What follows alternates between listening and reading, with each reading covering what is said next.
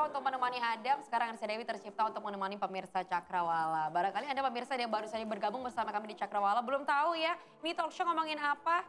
Setiap hari Rabu perlu diingat, kita selalu berbincang-bincang tentang kesehatan. Dan spesial di Cakrawala hari ini kita berbincang-bincang tentang pilek bau pada anak. Nah tadi kan sudah berbincang juga penyebabnya apa, bagaimana penanganannya. Untuk Anda pemirsa yang memilih pertanyaan boleh telepon ke sini ya. Di nomor 031 738 0885, sekali lagi nomornya adalah 031 738 0885. Karena di samping Nisa sudah ada Dr. Emi Pramesti, ini dokter spesialis THTKL. THTKL, telinga, hidung, tenggorokan, kepala, leher. Ini dari Rumah Sakit Husada Utama. Tadi sudah sedikit berbincang-bincang ya dok, perbedaannya pilek bau dengan pilek biasa apa. Ternyata kalau pilek bau ini karena benda asing yang masuk ke hidung. Nah ini sebelum menunggu pertanyaan dari pemirsa, ada teman-teman dari Triple One yang mau nanya juga tentang hidungnya, apakah dia juga memasukkan benda asing ke dalam hidungnya. Ini perasaan pada anak-anak ya dok ya, bukan orang dewasa ya, rada aneh teman, gak apa-apa. Mas Diris silakan bertanya. Enggak sih, waktu kecil dulu. Waktu kecil. Saya kan suka mainan itu yang ditutup mata. Terus nyari teman gitu kan. Ternyata saya gitu. Terus natap tembok. Hidungnya ketatap tembok. Terus setelah itu sampai SMP itu sering mimisan gitu. Terus setelah kuliah saya periksa ke dokter, sama dokter katanya disuruh operasi. Ini miring katanya. Oh, implannya kali coba diambil dulu. Ini asli. Oh asli? Oh miringnya asli? Bukan ini yang palsu. Oke, kalau itu bukan karena benda asing, bukan karena yang dimasukin dokter alat tadi, bukan ya? Bukan, itu karena trauma ya, trauma dari waktu kecil kebentur itu ya. Setelah itu menyebabkan perubahan dari bentuk sekat hidung, jadi belok biasanya. Iya, karena ini kalau diginiin dok, agak miring ke kiri. Ya. Gitu. Akhirnya kita nafas sekat juga. Hidungnya yang miring, bukan otaknya ya? Oh ternyata mas. Iya. Emang harus operasi dok? Ya kalau dia menyebabkan gangguan seperti buntu hidung, menyebabkan sinusitis gitu-gitu, itu ya memang dok, ada yang telepon, kita angkat dulu, boleh ya? Boleh ya Mas Didi? Ya oke, selamat pagi Cakrawala. Selamat siang. Selamat siang Cakrawala. Halo, Assalamualaikum. Waalaikumsalam. Dengan Ibu siapa di mana? Ini Ibu Ari. Ibu Ari? Surabaya, Delta Sari. Ibu Ari di...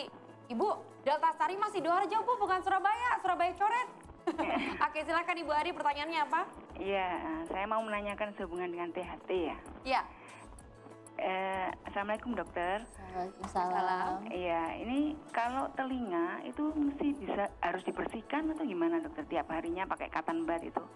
Itu pembersihannya itu rutin tiap hari atau harus ada tiap bulan harus ke dokter atau gimana ya? Soalnya telinga itu kadang merasa kotor tapi ini harus dibersihkan apa enggak saya juga. Bentar Ibu, ini telinganya Ibu atau telinganya si anak Bu? Anak. Anak usia? Ataupun Ibu ya, semuanya, semua telinga. Oh semuanya, oke baiklah. Iya, terus yang kedua, halo? Iya silakan. Iya masih bisa. Yang kedua, anak saya itu tiap pagi kan bersin ya.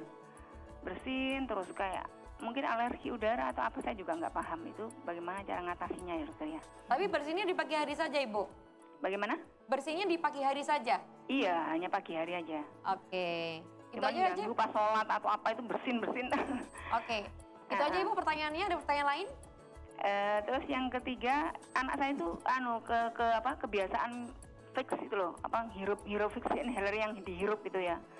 Itu bahaya nggak ya? Jadi dalam kondisi pelek sama enggak itu dia kebiasaan itu untuk katanya dia untuk enak istilahnya moodnya jadi enak gitu.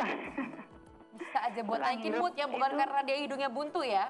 Enggak buntu pada dulu kebiasaannya karena buntu. Terus lama-lama seperti apa itu nagih atau apa, saya juga kadang istilahnya khawatir lah. Oke. Nah, ini. Jadi itu aja Ibu pertanyaannya. Terima kasih sebelumnya, ya, maaf pertanyaannya banyak. Ya sih kadang-kadang orang mau korek kuping juga katanya kotorannya malah terdorong ke dalam, akhirnya nggak boleh. Nah ini yang benar kayak gimana sih dok? Ini kalau itu lain lagi ceritanya. Jadi kita prinsipnya boleh membersihkan kotoran telinga ya dengan cotton bud, tapi tidak perlu terlalu sering. Satu minggu sekali? 1 minggu sekali. Jadi kalau saya lebih nganjurkan ke para orang tua atau ke pasien, membersihkannya hari Minggu. Biar nggak lupa, kemarin apa nih, Senin, Selasa, Rabu. Jadi hari Minggu, biasanya kalau Minggu kan kita mungkin habis berenang, habis keramas itu boleh bersihkan. Pakai Cotton bud. dibasahin baby oil atau Gini, dibasahin air atau keringan? Bisa dengan baby oil boleh, biar supaya dia lembut. Nah, tapi tidak boleh terlalu dalam. Jadi persis di muaranya liang telinga itu aja. Muara liang telinga ini kalau orang awam kan nggak tahu dok, apa persis lubangnya itu aja. satu ujungnya Jadi, cotton bud itu? Kalau cotton bud itu kan kapasnya di kepalanya itu ya. Kepala kapasnya. Pegangnya persis di kapasnya itu aja, supaya kita tidak terlalu dalam ya? Ya, jadi kita kalau masuk ini bersihkan dia ada remnya tuh ibaratnya gitu. Oh gitu, oke Persis di baiklah. itunya aja. Tidak boleh ke dalam. Kenapa? Kalau ada kotoran, dia makin kedorong ke dalam, lama-lama kita tabung tuh kotorannya jadi makin padat. Ya. Nah, kadang-kadang pasien sudah terbiasa kayak gitu. Kalau misalnya dia bersih, maka saya akan bilang bahwa ibu ini telinganya bersih, nggak perlu terlalu rajin untuk bersih-bersih. Tapi kalau seperti tadi kotoran terdolong ke dalam, kalau dari KTHT bisa diambil ya? Ya, jadi kalau memang dia keras, biasanya kita kasih pelunak dulu. Atau kalau memang kita bisa langsung ambil, kita ambil langsung. Oke, baiklah. Jadi 1 minggu sekali 1 ya? minggu sekali Kalau aja. tadi suka bersin-bersin pagi hari, karena mama saya pun juga begitu. Ini karena udara atau? Ya, memang kan dari malam ke pagi itu terjadi perubahan suhu ya. Kadang-kadang kita memang hidung kita tuh terganggu akibat perubahan suhu itu. Paling gampang tuh kita rajin olahraga. Ya, paling gampang kita rajin bisa olahraga. berkurang atau bisa berhenti? Biasanya berkurang jauh. Oh, berkurang jauh ya? Nah, jadi pasien itu seringkali biasanya dulu olahraga, rajin. Terus berhenti? Nah, saya olahraga dok, cuman sebulan sekali. Atau saya olahraga seminggu sekali naik sepeda ke Malang. Enggak yang seperti itu olahraganya. Jadi olahraganya sebentar-sebentar tapi konsisten? Ya, betul itu. Oke, kalau olahraga ini harus setiap hari atau seminggu berapa kali? Paling nggak seminggu 2 kali 3 kali ya. Minggu 2 kali 3 kali, 1 kali ini intervalnya berapa lama?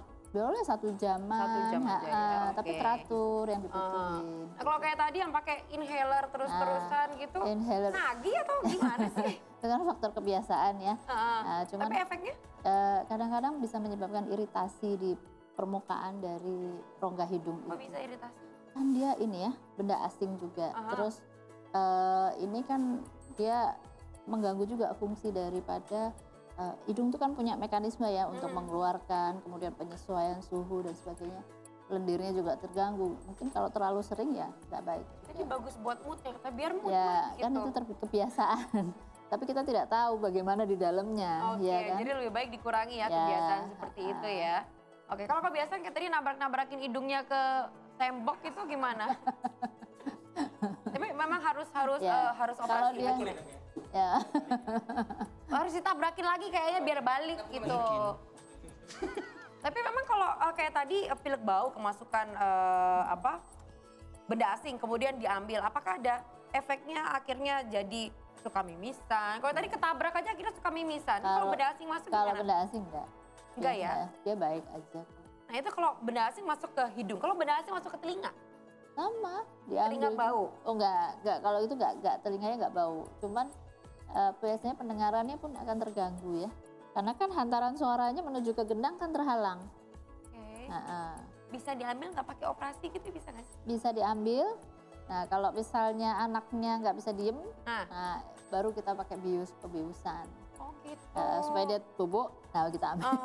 Gitu. Tapi kalau memang ketika terserang yang namanya pilek bau, ini bisa rentan terhadap penyakit yang lain nggak sih? Karena kalau misalkan kayak pilek biasa kan karena virus, daya tahan tubuh kita menurun akhirnya penyakit-penyakit lain datang. Nah ini berlaku juga untuk pilek bau nggak? Kalau terus kita diemin dan terjadi infeksi karena kuman ya, akhirnya kuman ikut tuh berperan serta di situ. Nah itu bisa menyebabkan itu tadi yang sinusitis, kemudian kumannya itu jalan-jalan lagi ke seluruh tubuh ya bisa. Tapi kan itu butuh waktu lama ya. Oh gitu, oke jadi nggak perlu terlalu panik ya orang tua prinsipnya ya. Kalau ada benda asing di hidung tidak boleh panik. Tidak boleh panik. Nggak boleh panik jangan. Kalau biasanya anak kan suka, nah kita akhirnya makin ke atas nggak sih itu benda asingnya? Enggak ya? Kecuali kalau kita dorong banget, nah itu makin ke dalam, makin jauh, makin sulit kita juga ngambilnya.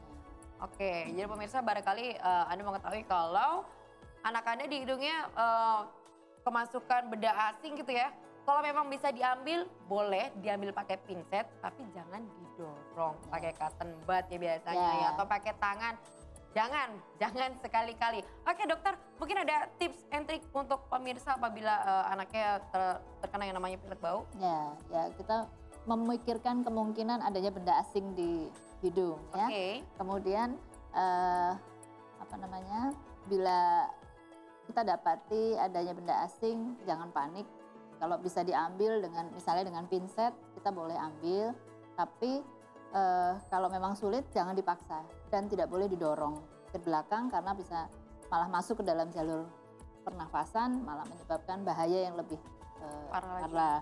Kemudian orang tua dan pengasuh anaknya itu juga harus lebih waspada. Kalau sekali kita sudah pernah punya kasus kayak gitu, atau untuk pencegahan kita menghindari seperti mainan yang bisa kecil-kecil, bagiannya kecil-kecil dan bisa terlepas. Terus kalau ada manik-manik segala macam, kita harus rajin juga bersihin ya. Kita harus simpan di tempat yang baik. Terus karena memang anak-anak di bawah 12 tahun itu rasa ingin tahunya luar biasa. Mereka seringkali coba-coba untuk mainan, masuk bereksplorasi ya. Oke, jadi orang tua harus lebih waspada karena apapun yang terjadi sama anak, ini pasti kesalahan orang tua. Oke, terima kasih Dokter Emi atas informasinya. Ya, tapi barangkali pemirsa ada yang mau memeriksakan anaknya ke dokter? Ya, prakteknya jam berapa dok di Husada Utama? Pagi dari jam 9 sampai jam 2 di Husada Utama. Tiap hari apa? Tiap hari kerja. Kalau Sabtu sampai jam 12, tapi kalau hari kerja sampai jam 2.